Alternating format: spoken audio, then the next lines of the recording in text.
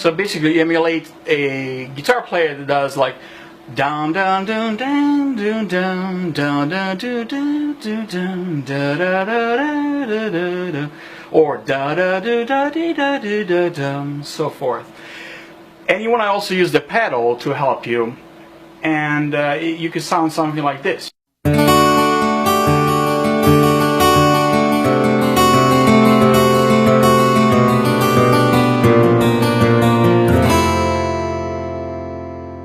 Then another component that I found is this roll. Check out these chords, and it sounds pretty realistic.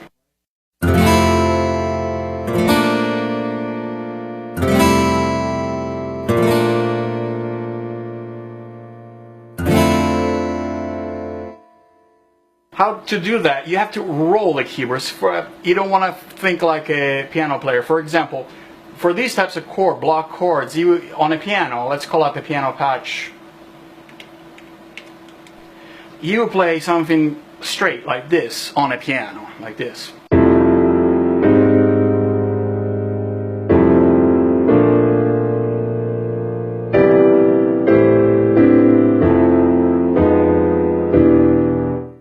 Sounds really nice on a piano. It does not work on an acoustic guitar. It just doesn't sound realistic. It would sound like this.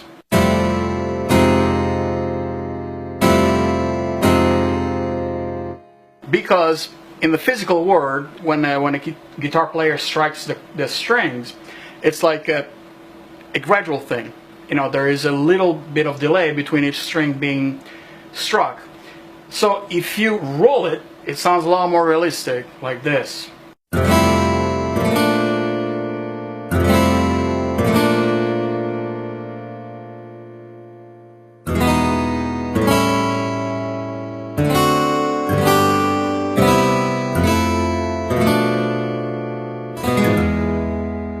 And then you can alternate strums with finger picking, something like this.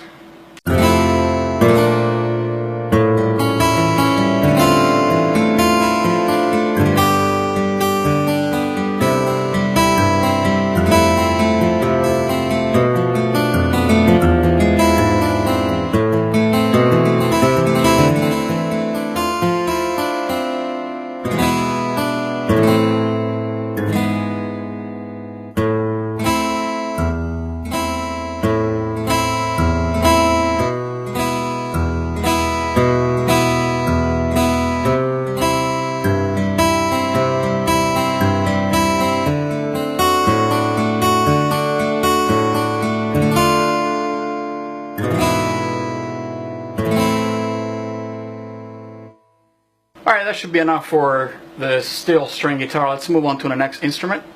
Next, we can do the banjo, and I'm using the Green Acres patch on the Kurzweil.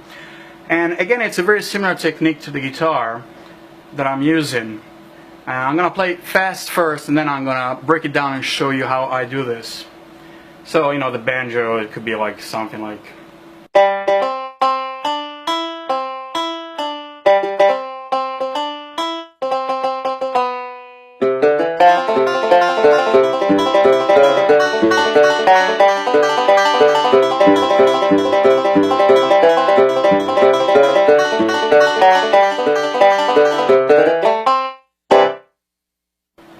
Alright, it's the same concept exactly. I'm just going fast. So if you're just starting out with keyboards, again, it's the same thing. The banjo has 4 strings, and you typically use the thumb for the bass notes and the other 3 for the top notes. So to play this little 3 chords pattern, what I do, I again use my left hand to play the bass note, and this hand to play the other 3 strings. And you can start slowly doing something like this, you know, something like this. You don't have to play the same notes I'm playing, of course. You can play any notes you want. But for this exercise, this is what I did.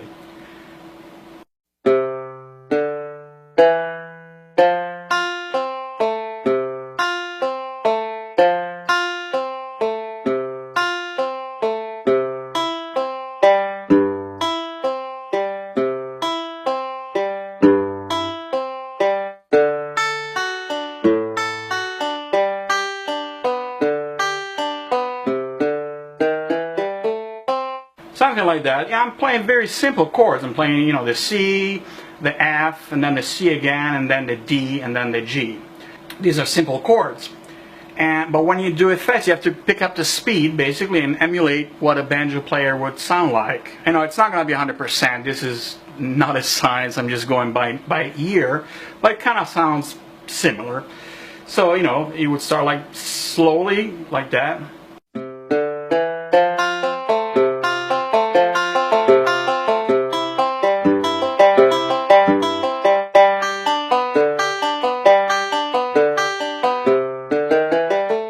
And then when you pick up the pace,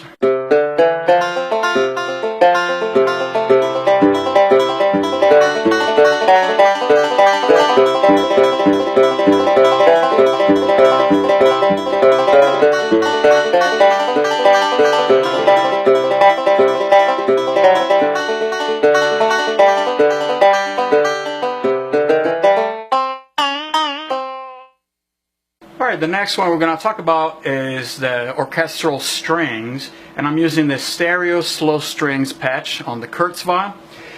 And again, it's more of the same. You want to try to remember what strings sound like when you hear an orchestra. And, you know, basically, again, you want to avoid playing like a piano player, like a keyboard player. You don't want to play like a lot of, you know, like 10 notes, you know, huge chords like this, you know.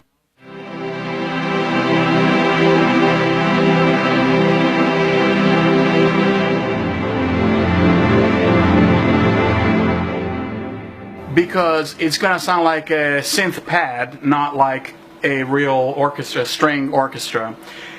I've always read that to emulate strings, you should think about lines, and you know, strings lines that carry, you know, 3 notes or 4 notes at max, and you can double them in the bass to emulate, you know, the cellos and the basses.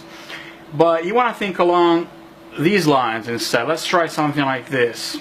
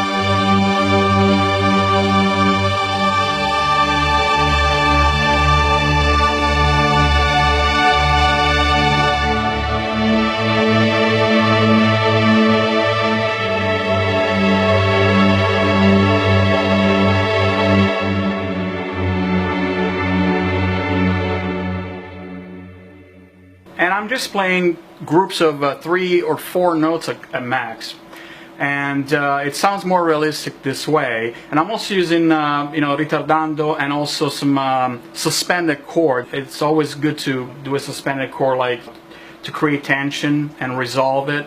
Something like if you want to resolve from a D chord on the strings, you know, you may want to put something like a G in there and resolve it later to create tension, something like.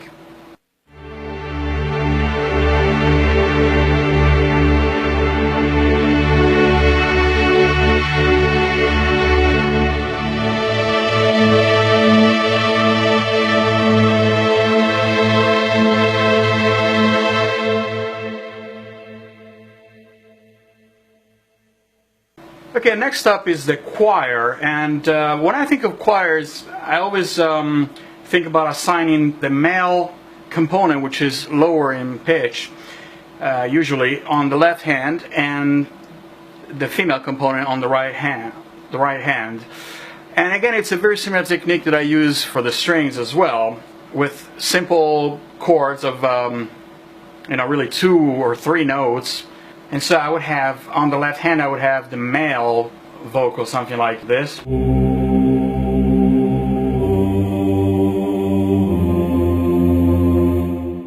And on the right hand, I would have.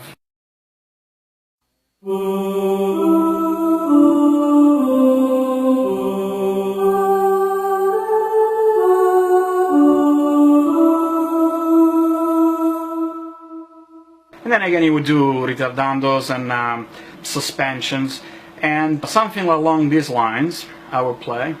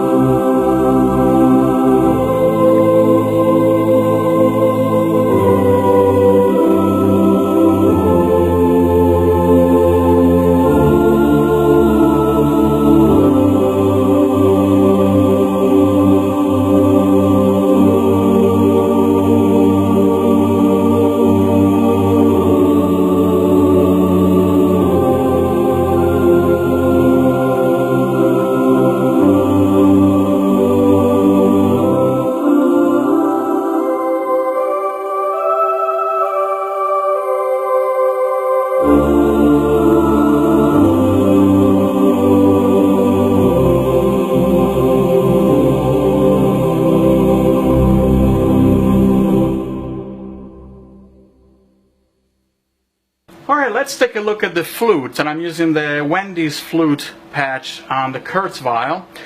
And again, to emulate the flute, I try to think as myself as a flute player, and this patch is actually set in polyphonic mode, which is useful if you want to play polyphonic flute passages such as, like.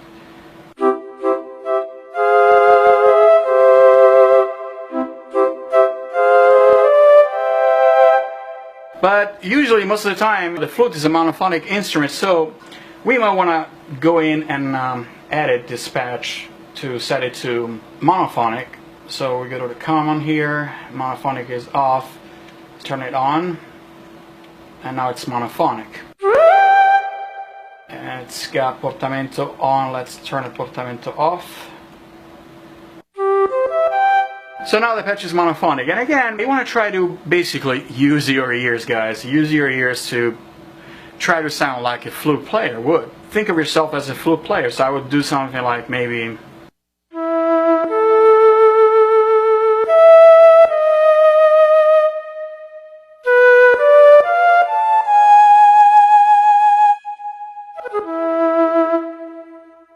And I would let's remember that flute players need to breathe, so you've got to stop every now and then to breathe.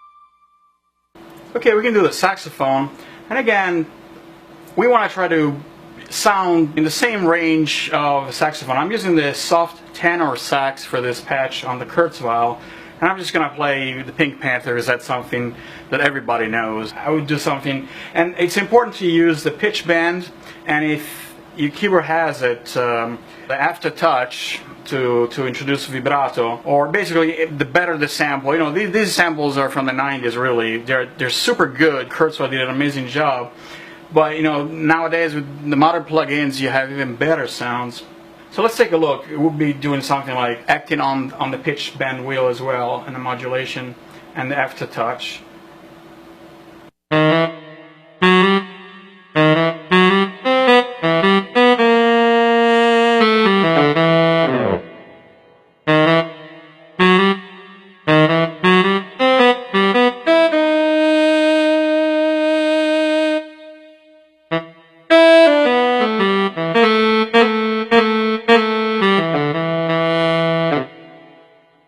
basically in this patch I'm using the aftertouch to control the volume. When I press harder, there's more volume, just like a real sax players would.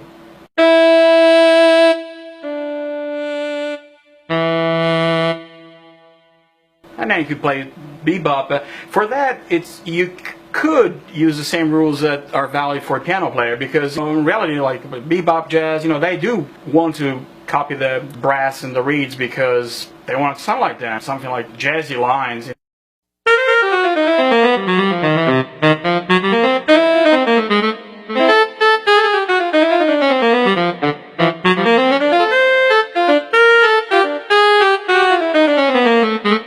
The same type of sound that you would do on the piano, something like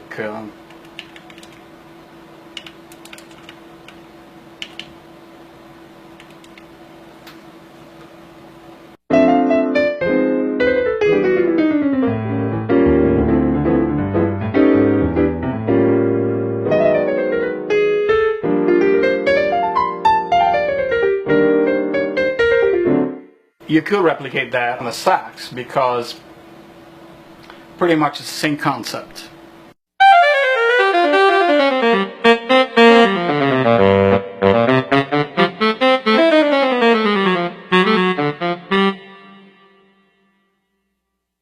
Trumpet, I'm using the Miles unmuted sound, which goes like this.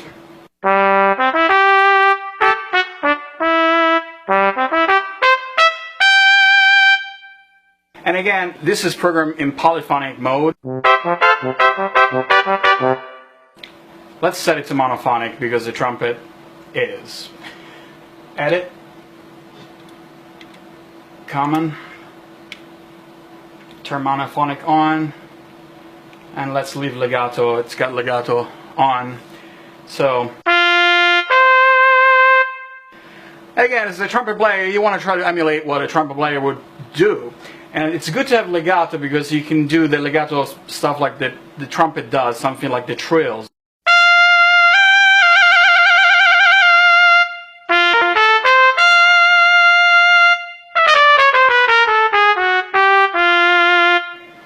So you could play something like...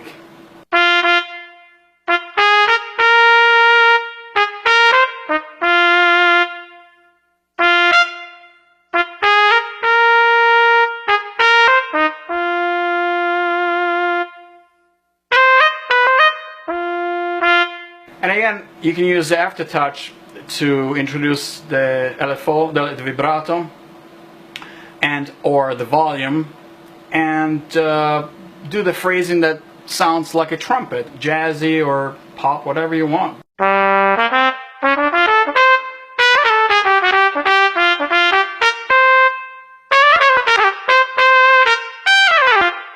And you can do these elephant things like the trumpet players do.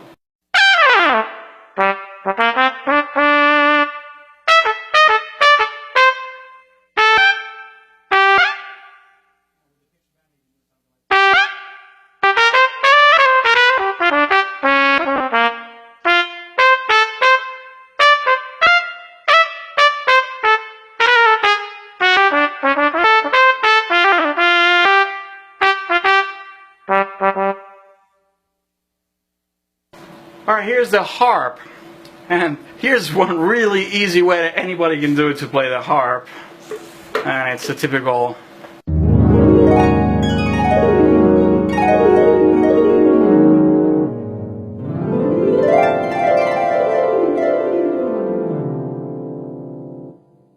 If you want to do a little bit more than that, when in the 90s, there was when I came to America, there was a show on TV where this guy was selling keyboards, and he was playing the harp sound on these Casio keyboards back in the 90s. I don't remember his name, but I kind of copied what he was doing. He was playing these chords here.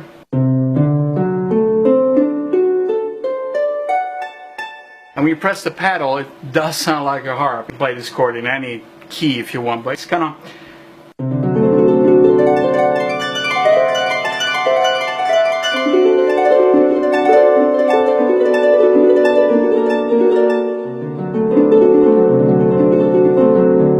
So I play these notes here.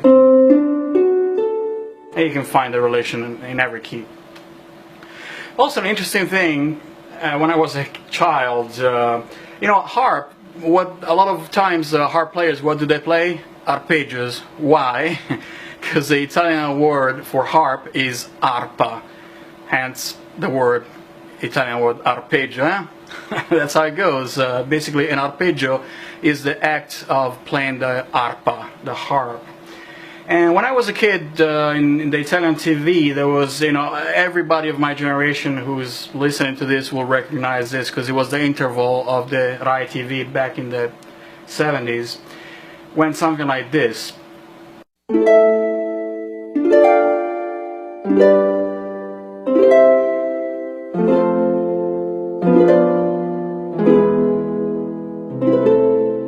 Which is really a piece by Handel. And I love this piece when I was a child, and I always try to replicate it playing arpeggios.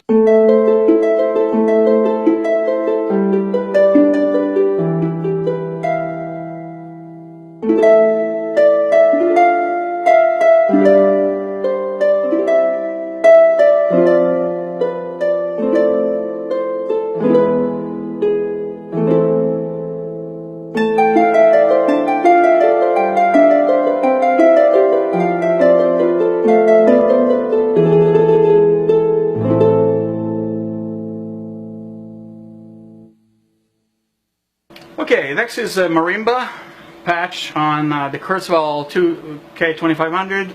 And the Marimba, for what I've observed over the years, the Marimba players use 2 or 4, what do you call them, sticks, I don't even know what they're, mallets, I guess, on the Marimba, and to create trills, and to do that on the keyboard, I usually basically use 2 fingers. It's really easy to do. If you have 2 mallets, you can do something like this.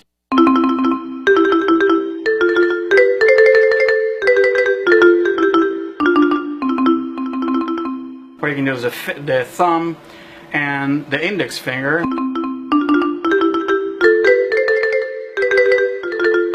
Whichever fingers work for you.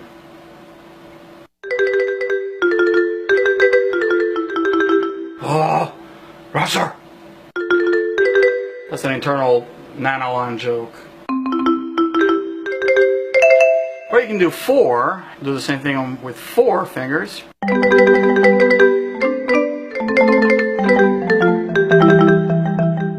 Just play like this, or you can play jazz it.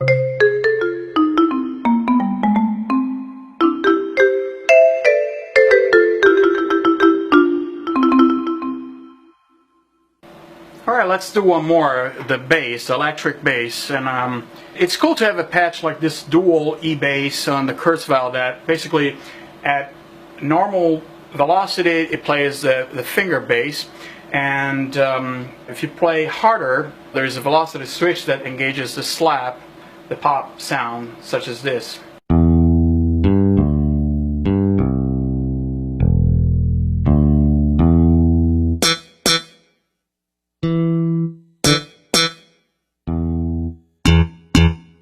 So you could play like a bass player would, something like.